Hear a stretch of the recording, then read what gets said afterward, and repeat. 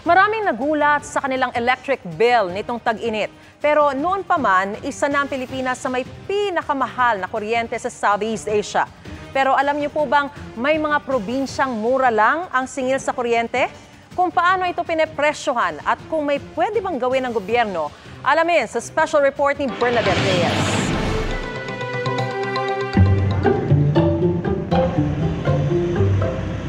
Halos 24 oras nakasindi ang aircon, gumagamit pa ng mga ventilador, ilaw, ref, washing machines at iba pang kagamitan, pero ang buwan ng bill ng IN na ito sa parang Maguindanao del Norte nasa humigit kumulang 7,000 piso lang kada buwan. Sa lagay na yan, kasama na rin ang konsumo ng bahay ng may-ari. Mga ilang aircon po yung pinapandar namin.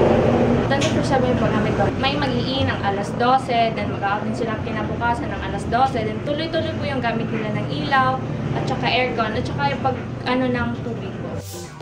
Sa bahay ni Zainab sa Maguindanao del Sur, umaabot lang ng mahigit 800 pesos ang pinagsamang bill ng kanyang bahay at sari-sari store.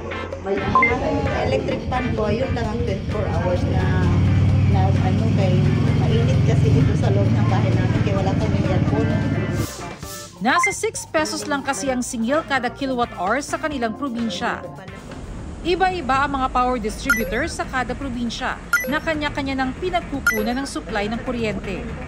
Ang Maguindanao Electric Cooperative o Magelco halimbawa, tanging sa Power Sector Assets and Liabilities Management o PSAM lang ang kanilang pinagkukunan ng supply, kaya mas mura raw ang presyo. Kami sa buong Pilipinas ang may pinakamurang rate kasi we have only one power supplier and that is PSAM. Kasi government po yun siya. Hydro po kami. Nasa 6 pesos lang po kami sa residential and then 5 point something po ang sa industrial and also the commercial. Paliwanag ng DOE sa anumang produkto at serbisyo, basta't sobra-sobra ang supply sa demand tulad sa Mindanao, tiyak na bababa ang presyo. Malaking kasobrahan naman yung tumayong planta sa pangangailangan ng Mindanao. Nagkaroon siyempre ng projection na dapat ang Mindanao maging ganito kataas yung demand. So yung tumayong mga planta, ganyan din kataas.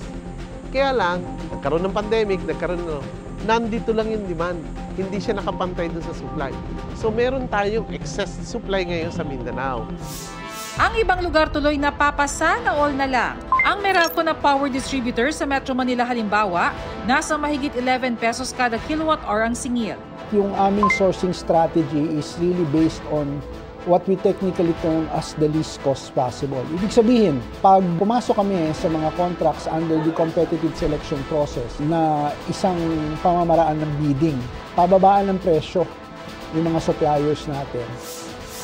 Sa Nueva Vizcaya naman, nasa mahigit 11 pesos din ang singil sa kada kilowatt hour. Kung ano yung bili namin sa power generator, yun naman ang pagbenta namin sa ating mga member consumers.